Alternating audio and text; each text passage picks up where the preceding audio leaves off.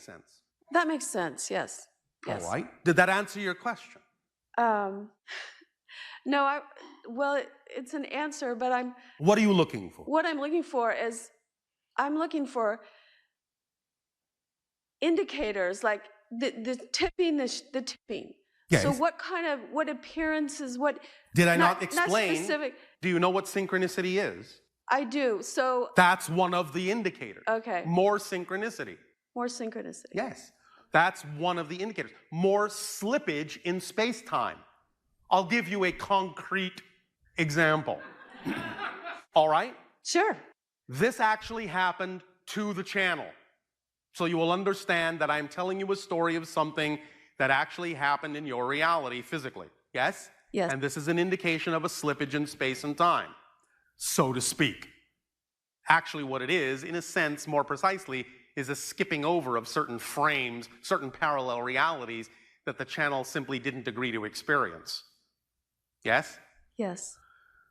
The channel, as you say, coincidentally enough, happened to be in the area, generally speaking, that the channel is in now, at one time in what you call the past, and was going to meet a friend who would drive to the motel, pick him up, and go to lunch. Yes? Yes. Following me? Yes, yes. All right. Now, neither the channel nor the friend knew anything about the area whatsoever. Didn't know how to get to the place they said they were going to go for lunch. So they decided they will stop at the front desk of the hotel and ask the person at the front desk, how do we get to this place? The person at the front desk very cheerfully gave them explicit directions as to how to get there. And so they took off, followed the directions, and got there and had lunch. When they were on their way back, and they, in a sense, retraced their steps, they suddenly found themselves on your freeway miles away from where they started. And they go, wait a minute, how did we get here? And so they turned around, went back to the hotel, and decided to follow the directions again, step by step, which were actually very simple, nothing complicated at all, and found that by following those directions, you can't actually get to the place they got to. But they did anyway, because they so believed the person at the front desk was telling them the accurate directions, they just got there. But following those directions, for most of you, would simply not get you there. It's simply not physically possible according to the way you think of physical reality typically. Therefore, those are the kind of slippages in space and time that we're talking about as an indicator of when you're operating in a true, in-the-moment state. Do you understand? Yes. In total trust of whatever information you've been given, and you simply act on it in absolute belief, absolute knowing that that is so. And when you do that, then that is so. Period. It doesn't matter what space and time have to say about it. Space and time are your creations. And they will alter themselves and bend themselves in your consciousness and become very fluid and very flexible when you say, truly, this is so. Then it is so. So that is another indicator, and there are many more indicators. One very strong one also will be that what you call the so-called veil or barrier between the living and the dead, not so thick anymore. More communication with spirit. More understanding, true experiential understanding that people that have died have not died. They've just walked into another room of a different frequency. And you will still be able to communicate with them more and more and more and more. That's another indicator of the acceleration of energy consciousness. Is this helping? Yes, thank you. Is that painting a clearer picture for you? Yes, it is. Thank you very much. All right. Thank you.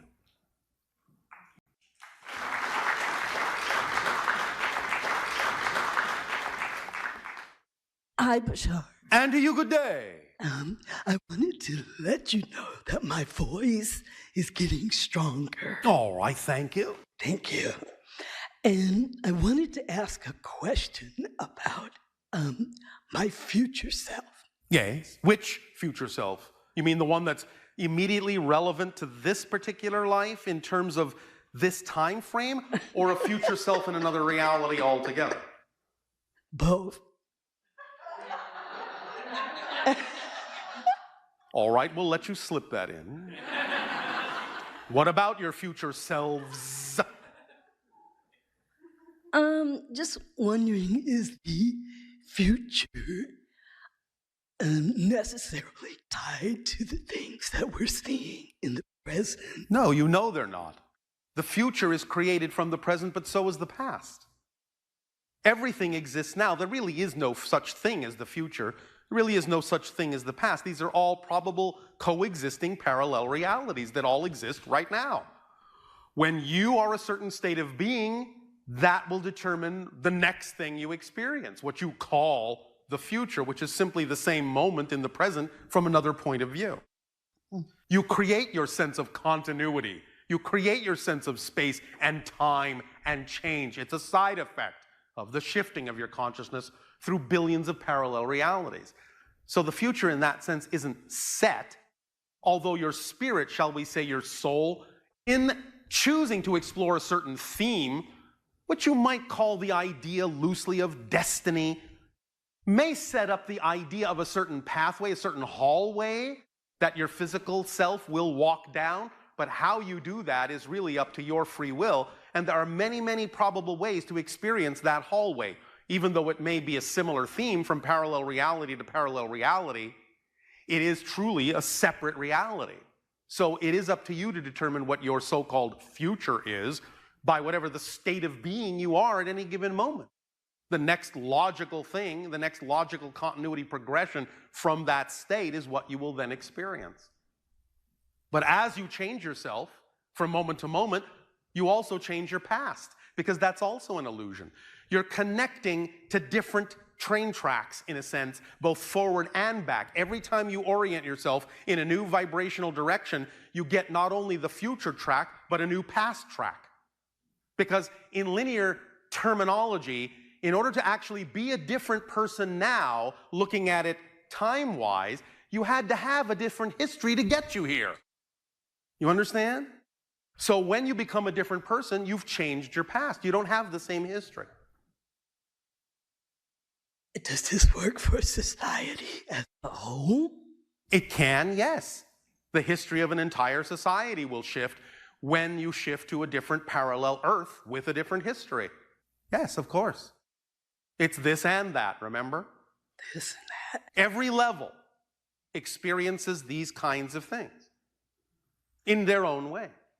So like the racial and class conflicts that we see existing can just be shifted through. Have you ever had the experience where you go through an experience and then later on you change radically in some way, shape, or form, and someone comes up perhaps and says, "Say, do you remember that thing that happened 10 years ago?" And you go, "What thing?" It doesn't always mean that your memory is faulty. It may mean that that never actually happened to you. You understand? Okay. And that means that that can actually happen on a massive scale as well. When societies shift in tandem, then they have a different history as a society, as a group, if that's what they agree to experience. Yes? Okay, so when you take a concept like karma, Which is self-imposed, and apply it to outdated ideas. yes, So these old-fashioned ideas can just shift. yes. As soon as you change the definition, as soon as you have a full understanding of how to redefine these concepts, they appear very differently in your reality. Completely differently. They have a completely different feeling, a completely different way of being understood. They have a different way of appearing. So those that understand that karma is completely self-imposed and is simply representative of the idea of balance of energy and self-awareness and responsibility, which is the ability to respond, then it takes on a completely different tone than those that view the concept of karma as something that ties them to the past, that anchors them to the past, that means blame, or any of those other definitions. Has a completely different effect in your life and is experienced in a completely different way when you change the definition of these concepts to something that is more in alignment with who you prefer to be. And in fact, many of these concepts may disappear altogether. If you define them cleanly enough, you may not even need the concept anymore. There's no reason for you to even have a concept of karma, so to speak, in the way that you used to mean it. If you understand that it simply means the ability to choose, the ability to respond, the ability to balance, the ability to truly be and see who it is you prefer to be, and you're taking responsibility for the consequences of all your choices, then karma in the old way you used to mean it doesn't really play a part anymore. It's just you and being aware of what you're choosing and being responsible for what you choose. That's all it is. Does the same go for history? As I said, yes.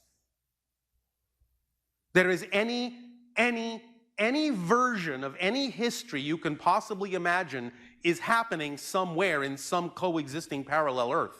Do you understand? Any version of any history you can possibly imagine is actually happening right now on another Earth.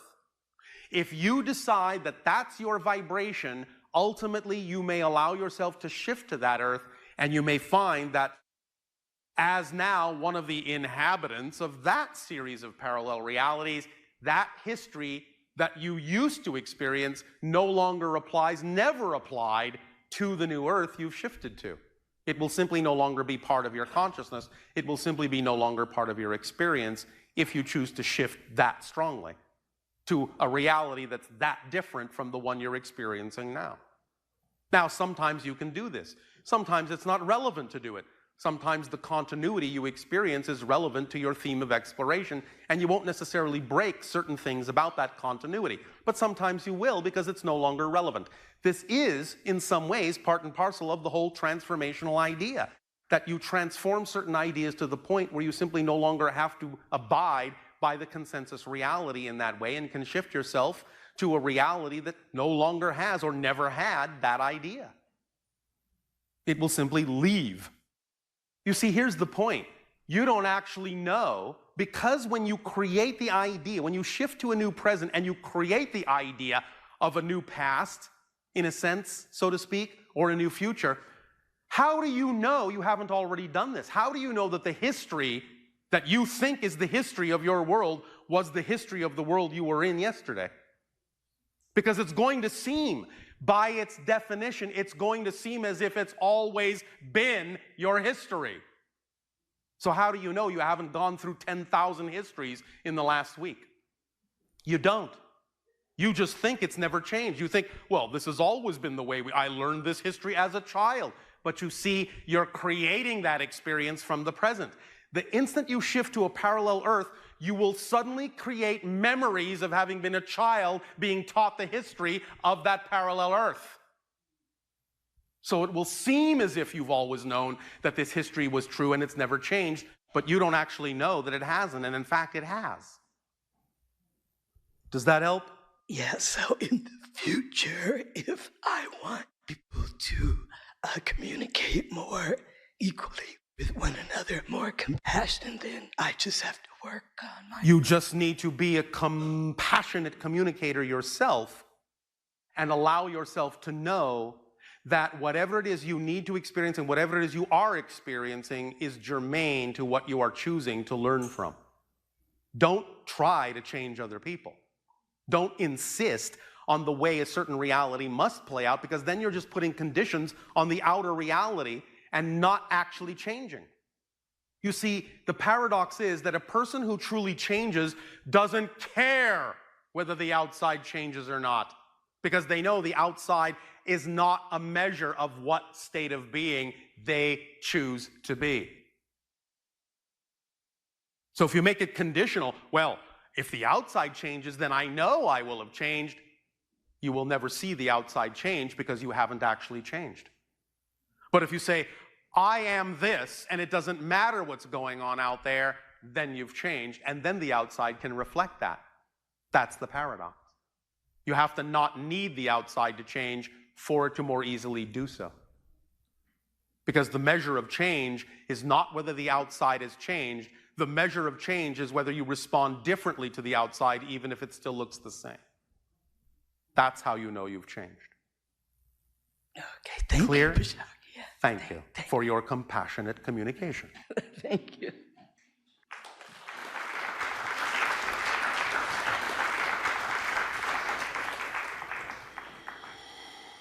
Hello, Bashar. And to you, good day. So recently, about 2 months ago, I went up to this reservoir in the Bay Area. All right. It's, Did you have any reservations about the reservoir? not really. I was excited to go up Oh, there. all right. My friend who's here with me actually took me up there because he's been seeing UFOs for a long time up there. Oh, all right. So we went up there and immediately started seeing them about 5 minutes after we were up there. All right. And at first, they looked like stars, most of them. And most bright. of them probably were.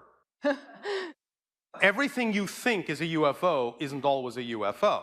Well, a lot of them we would focus on. Yes. They were really bright and close up, and they were blinking. And then Yes. they'd start changing colors when we focused on them, and then start moving in the direction that we... That doesn't Told mean them- that they are a spaceship. They aren't? Okay. It just may mean that you are changing your frequency in such a way as to receive light in a different fashion. Okay. Well, then some of them actually would turn into what looked like an airplane, All and then right. start going by. But usually when there was another airplane going by it.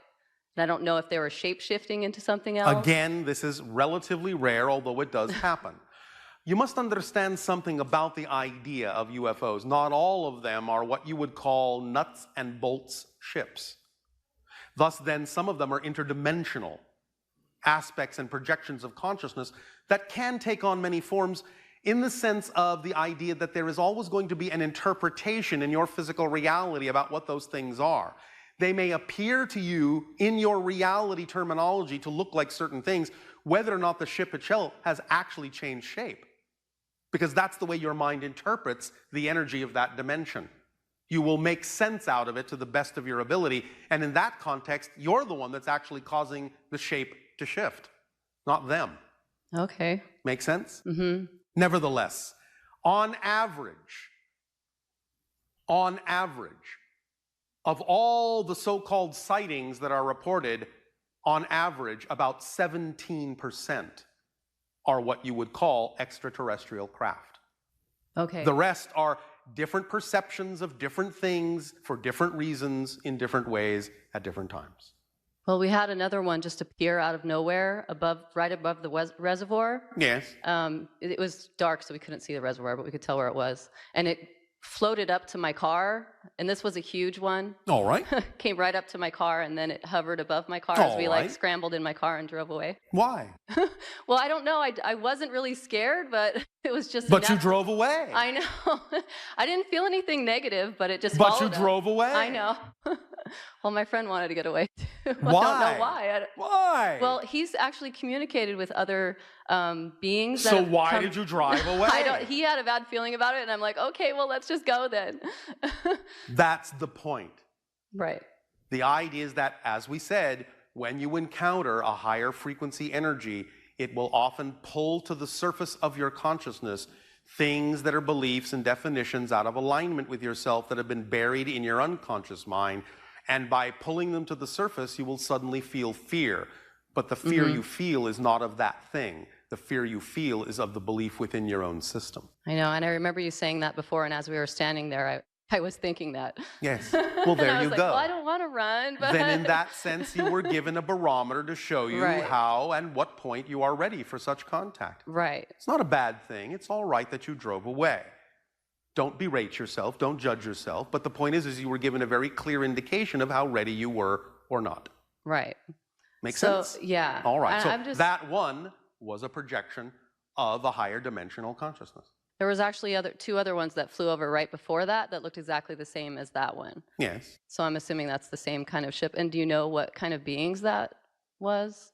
To some degree, this is a combination of things, but one of the primary vibrational frequencies in it is what you would refer to in your nomenclature as Arcturian energy. Okay. because it's representative vibrationally of what you call the 1111 gateway, which is the filter of resonance of the true self, so that when you pass through it, on the other side, nothing is left but your true vibration. So you were given an opportunity to walk through that gate, you stuck your toe in. That's a good start. So if I go up there again, I'm safe? Up to you. Of course you're safe. Okay. Well, I just didn't know because it seemed like there were so many UFOs up there. I didn't know if there was different kinds of beings. There were not that many as you think. Okay. Well, he says that he's communicated with the Pleiadians. Let's put it to you another way. In most cases, many of the UFOs individuals are experiencing are simply unidentified, fearful objects within yourself. Okay.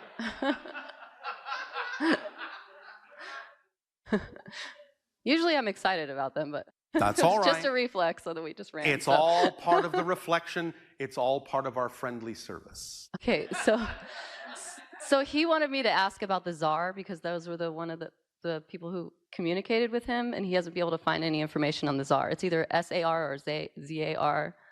What you often experience in your reality is that when you start making contact with higher levels of consciousness, those that you label with a Z or an X will more often than not be your own future selves. Huh, okay. You begin there to get familiar with the idea, and you move upward from there. Okay. All right? And I have just really quick. Yes. So as we were driving off, there's a dam, quote unquote, dam project that they just put up there all of a sudden. Are you swearing? Maybe. All right. To me, I just got scared because I just got the feeling that it was government setting up shop, trying to figure out what's going on with the UFOs there. And why are you afraid of that? Because I don't trust the government. Then you don't trust yourself. Yeah, I know. You are your governments. I know. Deal with it. Okay. So then the other thing, is the Bay Area a hotspot for UFOs, or am I There just are vortices around stuff? the Bay Area, in a sense what you might call vortex transit points, yes. Mm-hmm. Okay. But there are many such quote-unquote hot spots around your planet. Okay. So the one that I've been seeing outside of my apartment is probably me just projecting whatever I'm seeing from a star, like you said? Sometimes, not always. Okay. Because it's been hanging out there a lot since That's I all was right. up there. We will not go into that Okay. at this time. Okay. We'll just say, pleasant dreams. Okay. Thank you.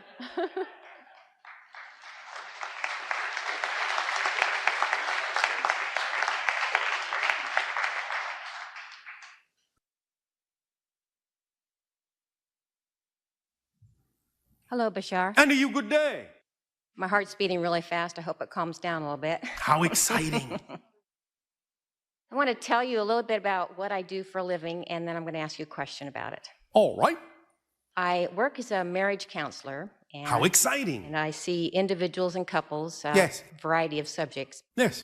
And my highest passion is working with individuals as they're uncovering their blocks and their belief systems that keep them from their highest. As I said, how exciting. And invariably, when I work with an individual and they reach a higher level of consciousness, their partner starts having problems. All right. So I bring them in together and start working on revamping their relationship agreement. All right. And my question has to do with our traditional marriage vow. It seems like it needs to be more fluid, or it needs to be... Then invent one. That's what I'm having a problem figuring out how... Why are you having a problem with this? Isn't that a fun challenge? It is definitely a fun And why challenge. can't every individual or every couple decide what their vows are anyway? I'd like that to be the case. Well, it is the case in many cases. Is Well, it not? Are there not individuals or couples on your planet that create their own vows? The people that Are there not? Yes, there are. Then Yes, problem solved. there are. No? With the couples that I'm seeing, the people that are vibrating at more like a red level, and the, all right, the a couple red that's- level. Yeah, like a lower frequency level. Yes. And the one that's expanded to maybe a higher vibrancy Yes. level. The So higher, one you're saying is sort of stuck in old-fashioned Yes, definitions, yes. and one has gone beyond them. Yes, All right, absolutely. So the higher vibratory partner can hold the energy of the lower one, but the lower one is faced with a choice. Yes. Either change Match or, the yeah, frequency of the higher level yeah. or not. So I'm wondering, where are we going is our world vamping to a different traditional marriage? What, do you have some similar marriage vow on your planet? No. Okay, how does it? We are all telepathically connected and all in one marriage. Ah. Our vow, if you want to call it that, is to be responsible, absolutely and totally responsible, not for anyone, but to everyone, to be our fullest selves. Because only when we choose to be our fullest selves do we thus then allow ourselves to be in a state where we absolutely validate the differences and the fullness of every other individual. And when we validate the differences in every other individual, we all work in harmony. That's beautiful. That's our marriage. Yes, that's wonderful. Your world, in a sense, can evolve and is evolving towards something similar, though it may still take a little while before you will experience that fully on your planet, but that's all right. You're exploring and examining all these things now on a fundamental level, which is exactly what you need to be doing. Mm-hmm. I'm seeing that. Yes. So thank you for your part in helping people examine these ideas and helping them to know that there are other options that can work for them more smoothly. Very good. Thank you very much, Bashar. Thank you.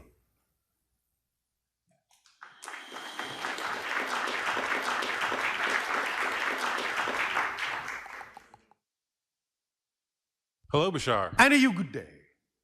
I wanted to thank you for saying what you said about fear, because Oh, I noticed that in my question, and then I noticed what beliefs were behind the question. Thank you. So I have a slightly different question now. All right. Thank you for your transformation. Thank you for noticing it. I was hoping you could redefine the word patience, because You don't need patience. The only reason you need patience is because you're impatient. If you are doing what you love to do every moment, what do you have to be patient about? You see what I mean about no longer needing certain definitions? When you understand the nature and structure of your true existence, certain concepts just go by the wayside. Now, we understand that in a colloquial sense, in a lighter sense, patience can simply be the idea of someone simply being in perfect balance with what's going on and not being in any particular hurry and accepting and allowing everything that's happening. But that is the whole idea of living in the moment. But the idea is that they're enjoying that. So it's not like they need patience, because they're just having too much fun doing whatever they're doing, being in the moment with whatever is happening. They don't need patience, because patience implies you're waiting for something else better to come along. And they know there is nothing better than what's going on right now. And they fully engage with it. So patience doesn't even come into the equation, because they are never impatient, because they're never wanting to be anywhere other than where they are. Does that help? It does. I'm wondering then, how is it we let go of the things that aren't our true self? And well, as we said, why would you want to drag them around? They're tiring, they're exhausting, they weigh you down, they have nothing to do with you. Why would you want to do that? Why don't you go out and find a 50-pound concrete block and start carrying it around everywhere? Why would you want to do that? I have no idea. Exactly. Neither do we. So when you get to the point where you finally look at the things that don't belong to you and finally say, I have no idea why I keep carrying this around, you'll drop it. But the only reason you would keep carrying it is you think you need it. You think it serves you somehow. And you're afraid to let it go because of the belief you've attached to it. Because you think it's either going to make you a bad person to let it go, or someone won't like you if you let it go, or you won't do this or get to do that if you let it go. And all these ideas you've attached to these things that really have nothing to do with you. It's exhausting trying to be someone you're not. Be who you are. It's so much more fun. It is. It's so much more easy. Yes? It's funny. I noticed listening to you, my questions change because the belief that's behind the question Yes. gets dropped. That's what happens when you let go of a lot of those beliefs that are not in alignment with you. The whole perspective shifts. You now have a clearer understanding of the nature of the structure of existence. And when you thus then compare your beliefs and your questions against that structure, you see what fits and what doesn't. And it becomes obvious. And whatever doesn't fit, it's gone. And whatever remains is all you need for you. And that's it. That's it. Thank you, Bashar. Does that help? It does, absolutely. Thank you.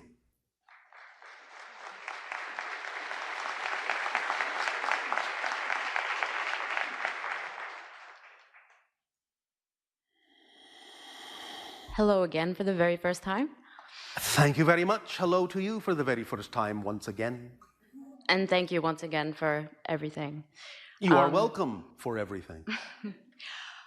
I was wondering if you can tell us more about the Mount Shasta area and how we can use that area to accelerate It's ourselves. what you might euphemistically refer to as the crown chakra of your planet. Why don't you just go and explore and see what you find? Oh, I have been. It's Well, been then, exciting. what do you need to ask me about? Well, I actually thought it was the root chakra. Am I mistaken? Nope. Okay. Crown. Although, of course, in keeping with what we were talking about, this and that. Right. Because every vortex contains all vortices energy. The Okay. idea, however, is that generally speaking, as we look at the collective consciousness of your planet, most consider it to be the crown chakra energy. And what we have recently said is, when you look at the idea of the mountain, and you imagine the idea that above it is an inverted version of it going up, then you have a depiction of the non-physical crown chakra above your head, which is a cone pointing downwards, expanding upwards. Yes? Yes. So I'll give you that hint. Hmm. Then go and play in that energy and see what happens. Okay. With that idea. Look at the mountain going up to a peak, and then see an inverted idea from a peak expanding outward. That being the crown chakra of the entire planet. Okay. Yes? I will do that. Yes. And? What about the cloud formations that are usually very interesting happening around there? Can you tell us Well, anything in about many that? vortices, there are all sorts of electromagnetic anomalies that will have an effect on your weather patterns. Okay, but what I'm seeing is not necessarily anything other than the weather patterns being affected? I didn't say that. I know. It can be sometimes. Sometimes it will simply be an electromagnetic effect on the weather. Sometimes it will be something else. It depends on what state you're in. It depends on what's relevant for you to perceive. As one of your famous psychologists and psychiatrists said, sometimes a cigar is just a cigar. And sometimes it's a cigar-shaped ship, but not necessarily as often as you think. Okay. Let me put you in this frame of mind if you're willing to share this. Sure. We have from time to time shared with you what you might, if you wish, euphemistically call Bashar's rule of thumb with regard to UFOs. If you can't absolutely, unequivocally, without a shadow of a doubt tell that you're looking at an extraterrestrial spacecraft, then you're not. Even if you are. Because what's the point of wondering? I wasn't sure if I was implying that to begin with. I know, Okay. but some others were. Of course. And I'm addressing the group. Nevertheless, there are many things to see. Sometimes you can actually be seeing through a vortex into another reality in those electromagnetic disturbances, yes? Yes. And many other kinds of things. What do you perceive yourself? With the clouds? Yes. It seems like they're just drawn to the peak of the mountain and they like to hover around it in circles. All right. And so, what does that symbolize for you? Why did you bring it up? Because I'm very intrigued by the area and I recently moved closer to the area and I just want to know more about it. But the idea is that you imply that you were perceiving something other than a cloud. Well, Also, when you run on the mountain, it feels hollow, so I wonder if the town of Atlantis really is living under there? No, not in the way that you think. Right. But that type of consciousness is present in that. Any vortex can, depending upon the energy and vibration in which you enter it, lead to other dimensions that you might think are actually physically in your planet, but in fact you've actually shifted to another reality altogether. Just because many of the entrances happen to be underground on your planet doesn't mean that you're still underground when you walk through that gateway. Make sense? Many of the civilizations that people have said exist in a hollow earth don't actually exist in a hollow earth or under the ground on your planet at all. But if they have crossed through a doorway, a dimensional gateway into another reality, they may think that they're still under your earth, when in fact they may be in a completely different reality, a completely different dimension. Yes? The other dimensional beings may think that. Yes. But they're Okay. not actually literally in your physical plane inside your earth. Okay. Kind of like when we're dreaming, we can't tell the difference necessarily. Yes, exactly. Okay. You can't necessarily tell the difference that you're no longer on your planet, so many people think that you are. When you encounter those other beings, they seem to be inside the earth, but that's just your interpretation because of your assumption of how that gateway is connected to your planet. You've actually shifted to another reality altogether, and if somebody were to follow you in that gate, follow you through that particular area, and actually enter a cave or a small hollow in the earth, and you've shifted and they don't, you would actually have disappeared. That's Make fine sense? with me too, yes. Is the area of Redding, California at all affected by that type of energy, or is that totally different? It is to some degree contained within that vortex, although it is somewhere near the edge. Can you tell me anything else about the energy of Redding? One moment.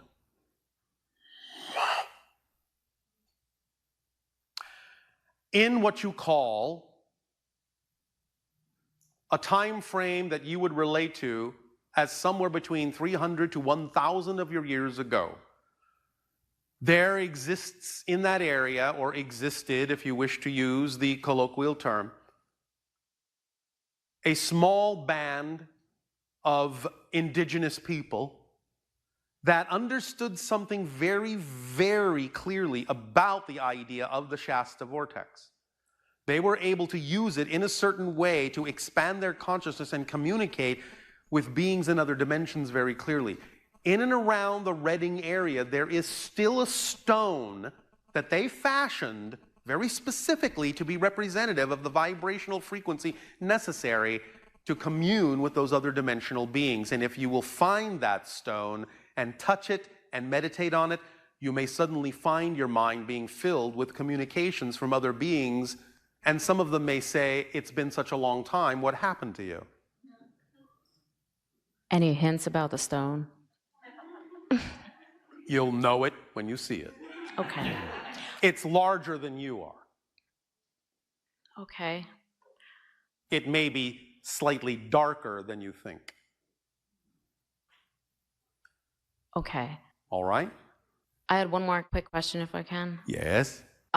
Is there any way I can, it's a change of topic, is there any way I can better communicate with my cat what is going on with him? Because I feel like he's trying to tell me something, and I tried talking to him, and it's mostly a monologue. Do you send pictures in your mind? Yes, I need to better develop my skills with that, but yes. If you will send pictures, your cat will perceive them and send you pictures back, or it may be interpreted in your mind in a variety of ways.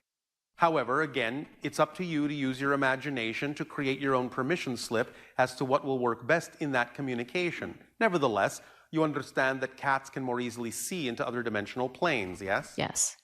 Do you allow yourself to feel like a cat? I suppose not. When you allow yourself to truly feel as you imagine a cat feels, you will understand your cat a little bit better. Yes? Okay, yes. So why don't you go and perfect that technique?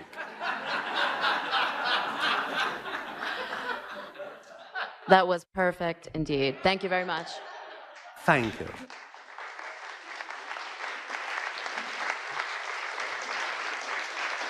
At this timing, allow yourselves to take a very short break, and we will continue this transmission with your holotope meditation. We're just about to get started now on this last leg of our journey together. As you can see here before